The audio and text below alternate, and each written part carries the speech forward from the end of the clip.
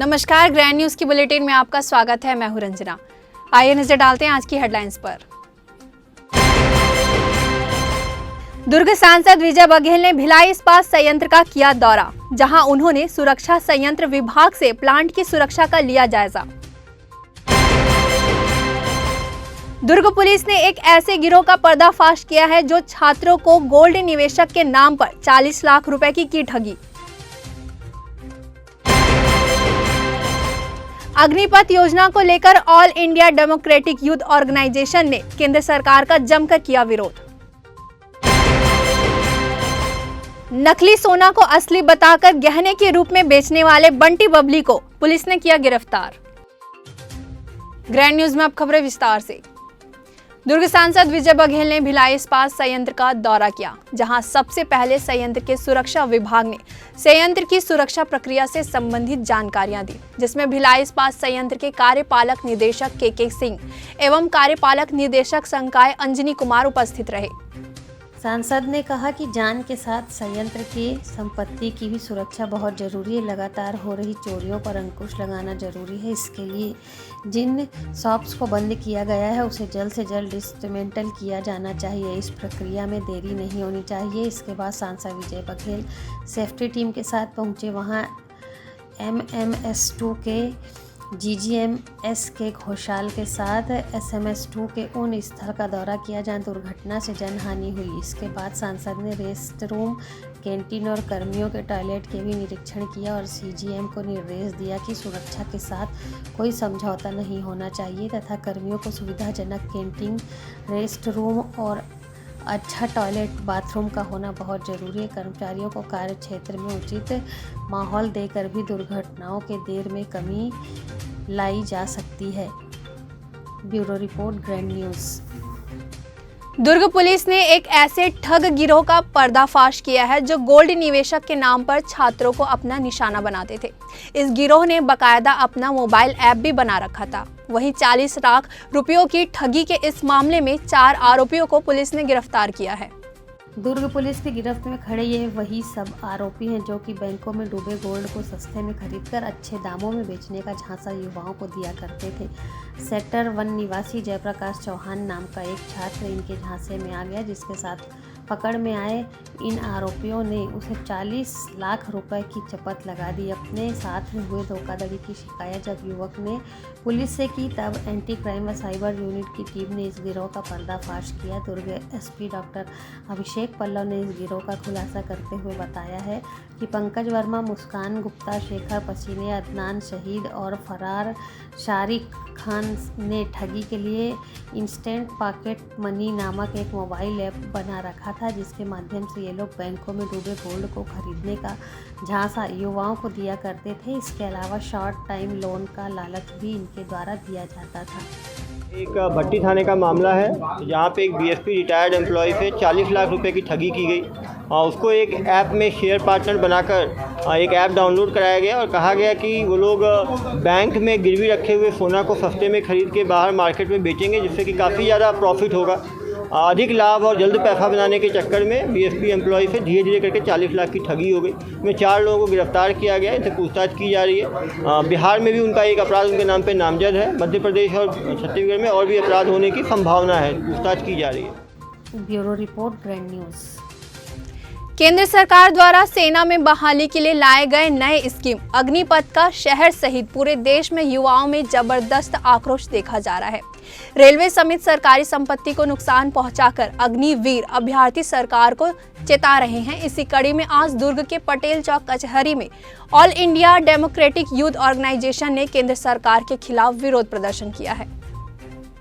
आपको बताते चले कि 4 साल की अवधि के लिए लगभग 45-50 हज़ार युवाओं को सशस्त्र बलों में शामिल करने की केंद्र सरकार की अग्निपथ योजना को लेकर देश भर में विरोध हो रहा है। विभिन्न समूह इस योजना का अलग अलग तरीके से विरोध कर रहे हैं। कहीं छात्र संघ के नेता सड़कों पर उतर आए हैं तो कहीं ट्रेन में आग लगा दी गई है। इसी कड़ी में आज दुर्ग में AIDYO द्वारा विरोध प्रदर्शन देखने को मिला। साथ ही AIDYO का कहना है कि वो शांतिपूर्ण प्रदर्शन करेंगे और वह तोड़फोड़ का समर्थन नहीं करते। आज हम लोग युवा संगठन all India democratic youth organisation की तरफ से केंद्र सरकार की जो सेना में 4 साल की भर्ती प्रक्रिया के विरोध में हमारा यहाँ एक रोष प्रदर्शन है, क्योंकि 4 साल की नौकरी के बाद युवा कहाँ जाएंगे कोई ठिकाना नहीं।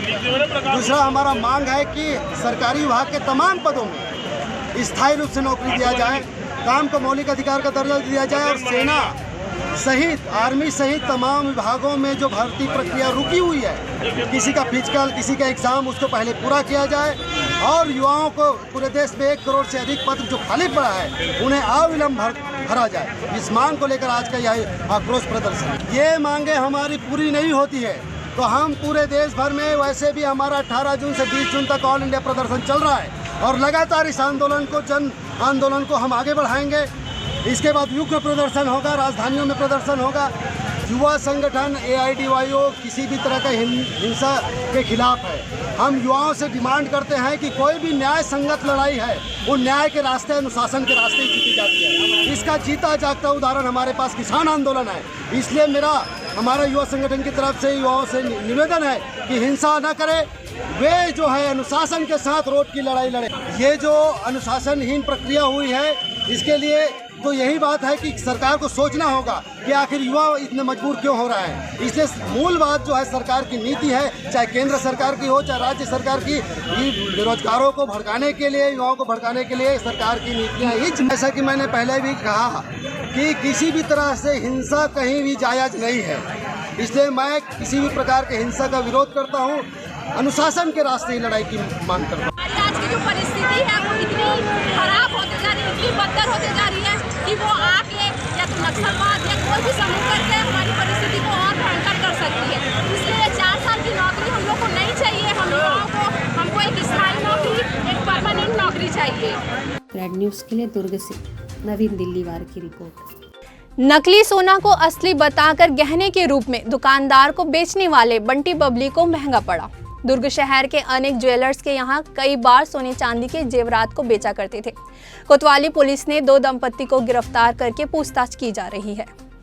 पुलिस गिरफ्त में खड़े या वही आरोपी हैं जो लोगों को बेवकूफ़ बनाया करते थे और नकली सोना देकर असली सोना लोगों से लिया करते थे। मामला कुछ इस तरह है। प्रार्थी मोहित जैन ने कोतवाली थाने में रिपोर्ट दर्ज कराई कि सहेली ज्वेलर्स में कुछ दिन पूर्व एक महिला पहुंची। वहां महिला ने सोने के टॉप्स दिखाने दुकानदार से कहा। दुकानदार ने महिला को टॉप्स दिखाए। महिला को टॉप्स पसंद आया, तब उसने पुराना सोना देकर नए जेवर लिए। महिला जेवर और बिल लेकर चली गई। दुकानदार ने महिला द्वारा दिए गए जेवरों को जब सुनार से चेक कराया तब वह नकली निकला। इसी तरह महावीर ज्वेलर्स में भी किसी महिला ने पुराने जेवरों के बदले में नए जेवर लिए। बाद में चेक कराने पर वह भी नकली निकले। प्रार्थी ने जल्द ही मामले की शिकायत दुर्ग थाने में दर्ज कराई। विवेचना के आधार पर CCTV फुटेज व शहर के लॉज में चेकिंग की गई। आरोपियों की पतासाजी के दौरान दुर्ग के स्टेशन रोड स्थित लाखे इलाज में सुनीता नामक संदिग्ध महिला मिली। थाने लाकर महिला से जब पूछताछ की गई तब महिला ने बताया कि उसका पति संजय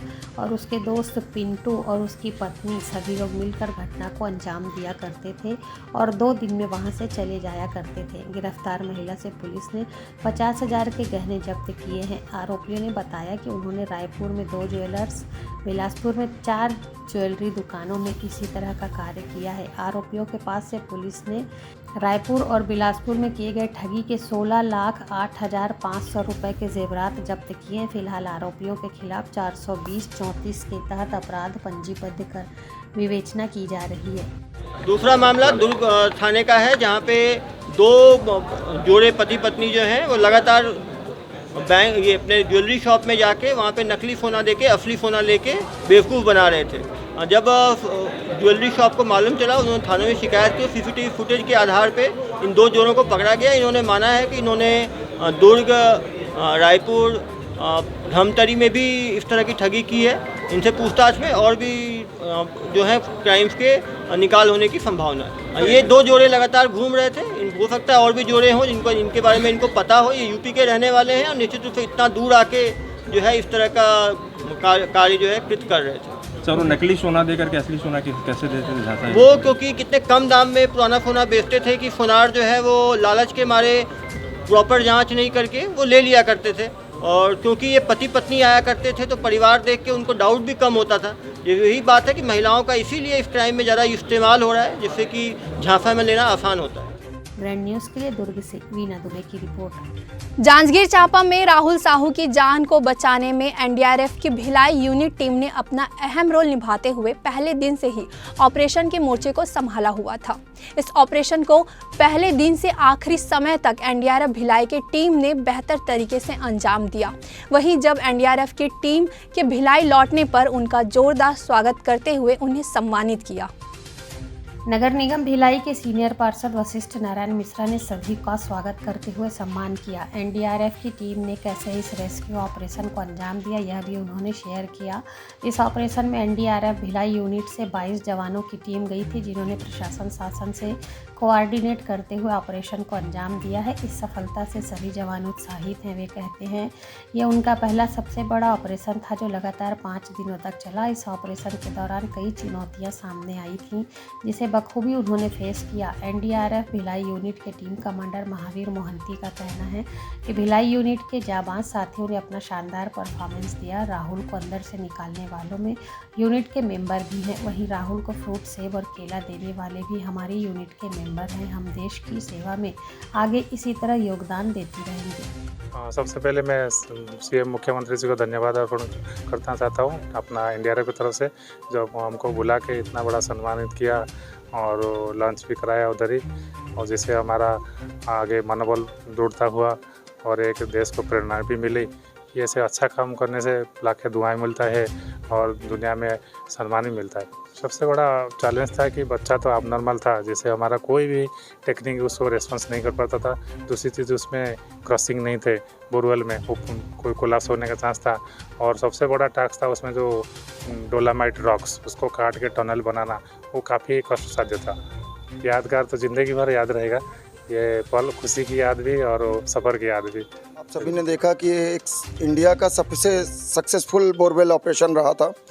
सभी पूरे देश की मीडिया, वर्ल्ड की मीडिया, सबकी नज़रें थी कि किस प्रकार से ये लोग अंजाम दे रहे हैं इस ऑपरेशन को, और हम लोगों ने सक्सेसफुली ऑपरेशन करके दिखा दिया कि जो एनडीआरएफ फोर्स है वो इंडिया की ही नहीं, वर्ल्ड की एक एलाइट रेस्क्यू फोर्सेस में से एक है सर।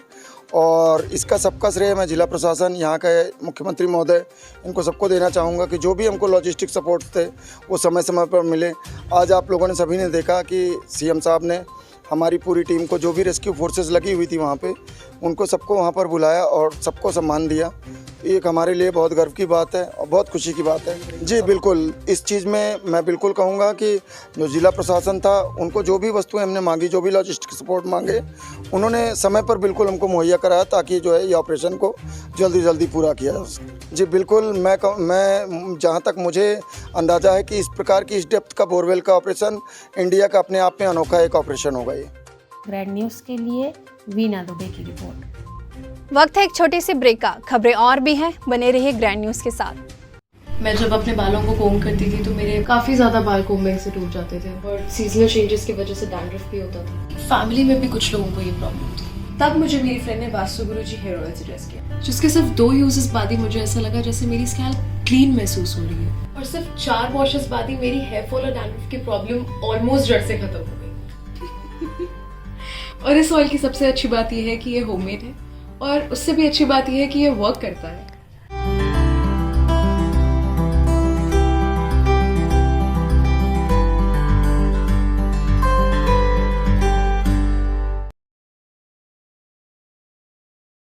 ब्रेक के बाद आपका स्वागत है।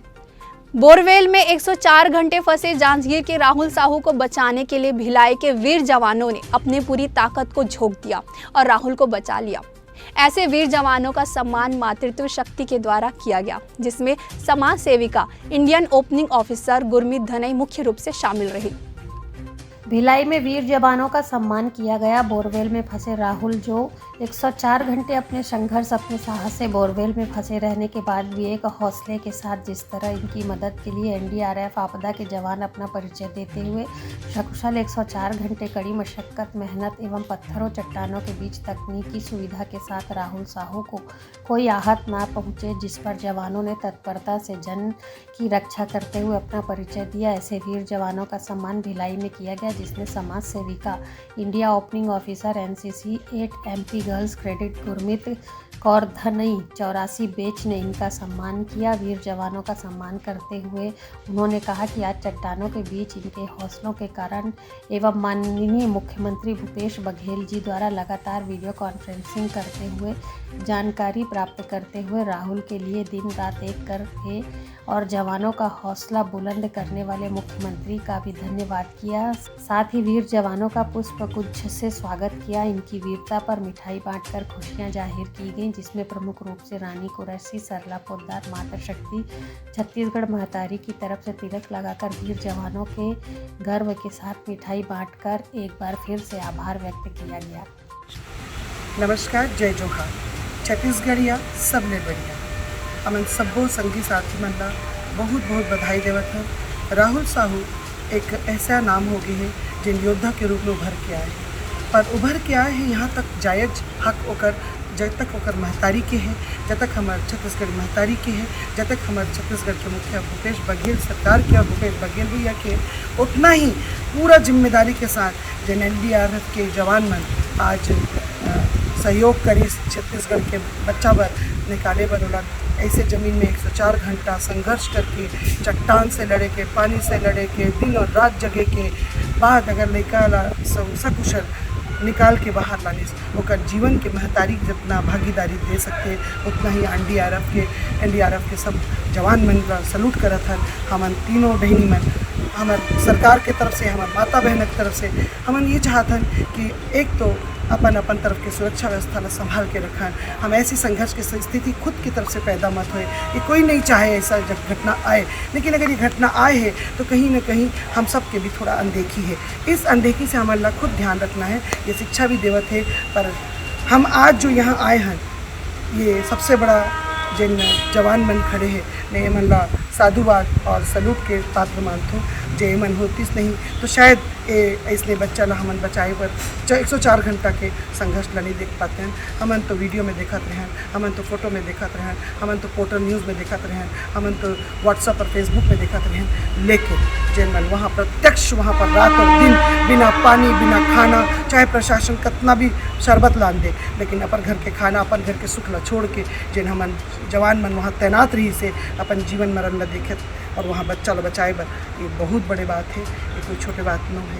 ये ज़िंदगी के इतिहास पर, हमर मन के इतिहास पर, जैसे कोरोना काल भाई मई में हमन कोई ला न बचा सकें, न कोई की मौत ला देख सकें, न कोई जो डेड बॉडी ला अंत्येष्टि में समापन में जा सकें, पर आज हमें जो बच्चे देखा था हमें इन सब ला सलूट करत है कि ऐसने समय में, दुखद समय में ऐसने सटीक रूप से सामने खड़े होकर मन पैरवी करे। हमारे शासन के एक आदमी, हमारे पत्रकार में भाई मन, हमारे संगवारी मन जिन वहाँ खड़े रही से, और जैसे हमारे भूपेश भाई के कहने पर जितना वो विधायक, मंत्री, कलेक्टर जो भी वहाँ पर रही से सब मन ला बधाई देवत है और हमन बहुत खुश हैं। और यही खुशी ला हम बाटे बर आज भाई मन के बीच में मिठाई लेके उमन के मुँह मीठा करके तिलक करके सम्मान करे हैं। ये हमार सम्मान है। ये उमन के सम्मान तो है ही, उमन तो कार्य करके ऊपर क्या है, हमन उमन के सम्मान करके हमन अपन सम्मानित समझत हैं, गौरवान्वित महसूस करते हैं। ग्रैंड न्यूज़ के लिए अतुल शर्मा के साथ वीना दुबे की रिपोर्ट। रुआबांधा स्थित झिरिया तालाब का पानी उपयोग करने लायक नहीं होने की सूचना मिलते ही रिसाली निगम आयुक्त आशीष देवांगन गंभीर नजर आए। उन्होंने शुक्रवार को 8 घंटे से अधिक समय तक दिशा निर्देश देते हुए तालाब की ट्रीटमेंट करने की योजना को मूर्त रूप देने की कवायद की। आयुक्त ने जन स्वास्थ्य विभाग के 200 कर्मचारियों से न केवल तालाब की गंदगी निकलवाई बल्कि उसका ट्रीटमेंट करने का समय सीमा निर्धारित किया।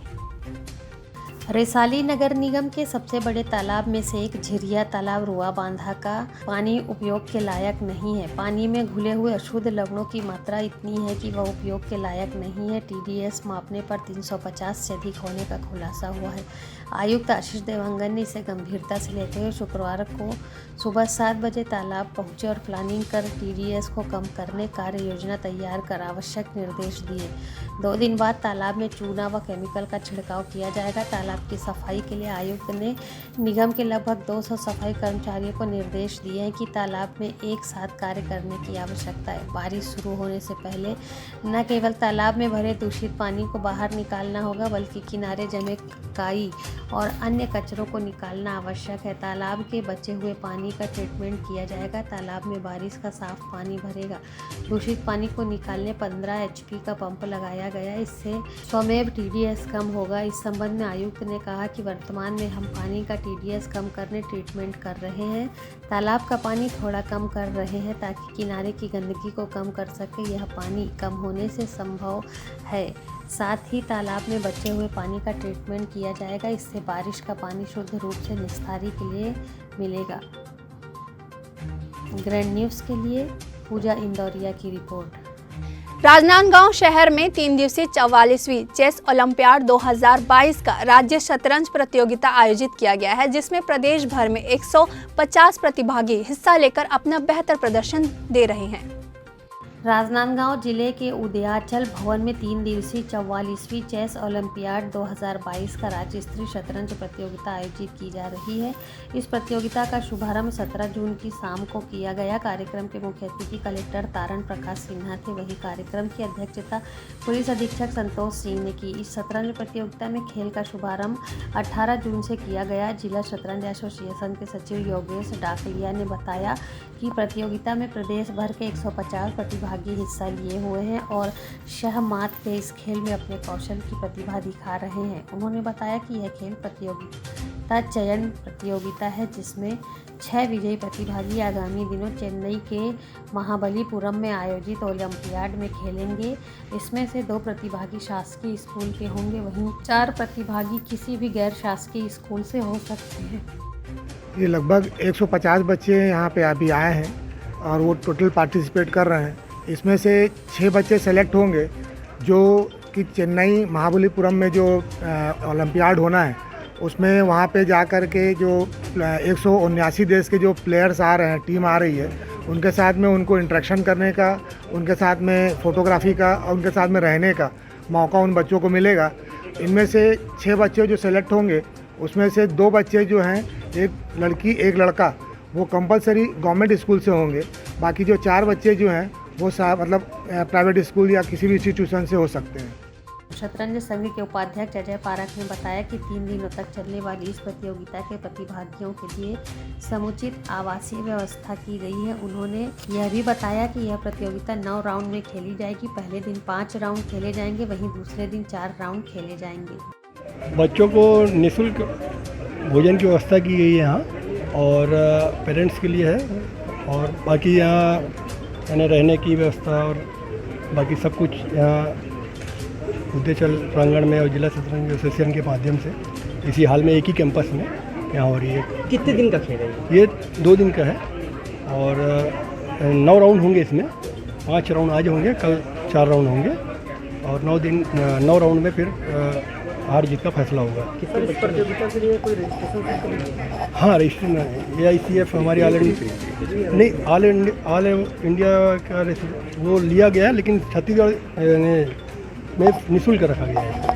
कितने बच्चों ने 150 बच्चों ने भाग लिया है। स्कूल चेस सिलेक्शन रेटिंग प्रतियोगिता 2 वर्ग अंडर 15 में खेली जा रही है। प्रतियोगिता का आयोजन ऑल इंडिया चेस फेडरेशन के तहत प्रदेश शतरंज संघ द्वारा कराया जा रहा है, जिसमें खिलाड़ियों का गजब का उत्साह बना हुआ है।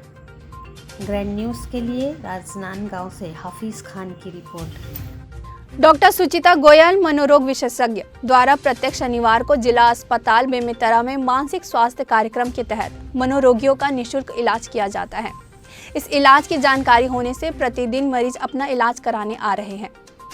बेमेतरा शासकीय अस्पताल में मनोरोगियों की पंजीयन काफ़ी संख्या में लगभग 170 तक पहुंच गई। मनोरोगियों को इलाज से अच्छा लाभ मिल रहा है, जिससे रायपुर, बिलासपुर, दुर्ग जाने वाले रोगी अब बेमेतरा के जिला अस्पताल की तरफ जा रहे हैं। बाहर आने जाने का खर्च व निःशुल्क इलाज का लाभ जिला चिकित्सालय में मिल रहा है। मुख्य चिकित्सा एवं स्वास्थ्य अधिकारी डॉक्टर खेमराज सोनवानी व सिविल सर्जन सह मुख्य अस्पताल अधीक्षक डॉक्टर वंदना भेले, डॉक्टर दीपक मीरे के प्रयास से यह सुविधा सुचारू रूप से संचालित की जा रही है। प्रीति जंघेल सोशल वर्कर व गोपिका जायसवाल नर्सिंग ऑफिसर सहित मितानिनों द्वारा मानसिक स्वास्थ्य कार्यक्रम के तहत जिले के विभिन्न ब्लॉक स्तर पर कार्यशाला का आयोजन कर मितानिनों को ऐसे मनोरोगियों को पहचान कर जिला चिकित्सालय इलाज प्रदान करने प्रशिक्षित किया गया है। हमारे मीडिया कर्मी द्वारा डॉक्टर सुचिता गोयल मनोरोग विशेषज्ञ से बातचीत करते हुए पाया गया कि मानसिक रोगी को समाज कलंकित नज़र से न देखे। ये भी आम तरह की बीमारी है, जैसे मधुमेह, रक्तचाप की बीमारी होती है। आप में या आपके आसपास में किसी भी के व्यवहार में परिवर्तन हो रहा है या नशे का बहुत ज़्यादा उपयोग कर रहा हो या लोगों से दुर्व्यवहार कर रहा हो, उनको इलाज के लिए तुरंत ही शासकीय अस्पताल में लेकर आएं। इसमें किसी भी प्रकार का संकोच नहीं करना चाहिए। हमारी एक पहल से काफ़ी लोगों का जीवन को बचाया जा सकता है। नमस्कार, मैं डॉक्टर सुचिता गोयल, मनोरोग विशेषज्ञ। मैं फरवरी 2021 से हर शनिवार को बेमेतरा जिला में अपनी सर्विस दे रही हूँ। बहुत प्रकार से हमने देखा है, लॉकडाउन के टाइम से हमने ये सर्विस शुरू किया है और धीरे धीरे हम जैसे जैसे आगे बढ़ रहे हैं, समय निकल रहा है, वैसे वैसे हम काफ़ी मरीज को मिल भी रहे हैं। सबसे पहले डॉक्टर सुमी जैन, उन्होंने मुझे बोला कि अपनी सेवाएं दीजिए आप हर हफ्ते यहाँ पे, और साथ ही साथ हमारे सिविल सर्जन मैडम डॉक्टर वंदना, CMHO सर डॉक्टर सोमवानी, हमारे नोडल सर डॉक्टर मीरे सर, इन सब के दिशा निर्देश पे मैं आज यहाँ पे अपनी सेवाएं प्रदान कर रही हूँ। अवेयरनेस का काम हमारी पूरी टीम का है।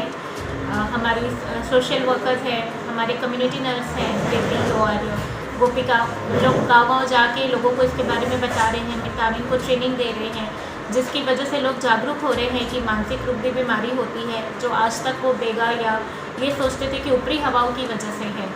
इतने सालों से जो ट्रीटमेंट नहीं हुआ है, 10 साल 15 साल से अनट्रीटेड पेशेंट्स हैं, तो ऐसे पेशेंट्स को भी अब मितानिन ट्रेनिंग की वजह से लेके आ रही है और उनको काफ़ी हद तक फ़ायदा पहुंच रहा है। मैं लोगों के लिए यही संदेश दूंगी कि मानसिक जो बीमारी है उसको एक कलंकित रूप से ना देखें। ये भी एक आम तरह की बीमारी होती है, जैसे बाकी आपकी मधुमेह की बीमारी है या रक्तचाप की बीमारी है, उसी प्रकार से है। तो अगर आपको लगता है कि किसी भी प्रकार से आप में या आपके आसपास में किसी के व्यवहार में परिवर्तन आ रहा है, नशे का बहुत ज़्यादा कोई उपयोग कर रहा है या दुर्व्यवहार कर रहा है, तो उसे बिल्कुल ट्रीटमेंट के लिए लेके आना चाहिए, ना कि उसके लिए संकोच करना चाहिए। आपके एक पहल से हम काफ़ी जीवन को बचा सकते हैं। ग्रैंड न्यूज़ के लिए बेमेतरा से लाला सिंह ठाकुर की रिपोर्ट। राहुल गांधी पर ईडी की कार्यवाही और केंद्र सरकार के तानाशाही के विरोध में दुर्ग कांग्रेस कार्यकर्ताओं ने दुर्ग कचहरी के बाहर धरना प्रदर्शन किया। कांग्रेसियों ने बिना तथ्य के ईडी द्वारा राहुल गांधी को तलब करने का आरोप लगाया। दुर्ग विधायक अरुण वोरा और दुर्ग निगम महापौर धीरज बाकलीवाल के नेतृत्व में कांग्रेसियों ने धरना प्रदर्शन किया। मामले में दुर्ग विधायक अरुण वोरा का कहना है कि राहुल गांधी को बिना तथ्यों के आधार पर ईडी ने तलब किया है। उन्होंने ईडी की कार्यवाही को राजनीति से प्रेरित बताया। ज्ञात हो कि प्रवर्तन निदेशालय द्वारा नेशनल हेराल्ड केस में लगातार 3 दिनों तक कांग्रेस सांसद राहुल गांधी से पूछताछ की गई। इसे लेकर कांग्रेस नेताओं ने दिल्ली से लेकर तमाम जगहों पर प्रदर्शन किया। प्रदेश के सीएम भूपेश बघेल भी 3 दिनों तक दिल्ली में डटे रहे। आगे आपको बताते चलें कि कांग्रेस नेताओं का कहना है कि केंद्र सरकार केंद्रीय जांच एजेंसियों का दुरुपयोग कर रही है। कांग्रेस और विपक्ष को बदनाम करने के लिए केंद्र सरकार ईडी के माध्यम से मनगढ़ंत केस में फंसाने की कोशिश कर रही है। इसके विरोध में कांग्रेसी नेताओं ने देश भर में जोरदार प्रदर्शन किया। केंद्र सरकार के तानाशाही रवैये को लेकर आज पूरे देश के कांग्रेस जन केंद्र सरकार के खिलाफ धरना प्रदर्शन कर रहे हैं। उसी कड़ी में हमारे छत्तीसगढ़ प्रदेश में भी कांग्रेस जन आंदोलित है, क्योंकि जिस तरीके की कार्रवाई, विद्वेषपूर्ण कार्रवाई, छलपूर्वक कार्रवाई और षड्यंत्र पूर्वक कार्रवाई भारतीय जनता पार्टी की सरकार कर रही है, वो उसमें सफल होने वाली नहीं है, क्योंकि ईडी की समन जारी किया गया है वो पूरी तरीके से बेबुनियाद है। जी के ऊपर, राहुल गांधी जी के ऊपर इसका हम सब विरोध करते हैं। सत्य की जीत हमेशा होती है। भारतीय जनता पार्टी चाहे जितनी कोशिश कर ले, लेकिन सत्य को पराजित नहीं कर सकती। सत्य की हमेशा जीत होती है और सत्य की राह पर कांग्रेस पार्टी। तो भारतीय जनता पार्टी की सरकार को और कोई दिखता नहीं है।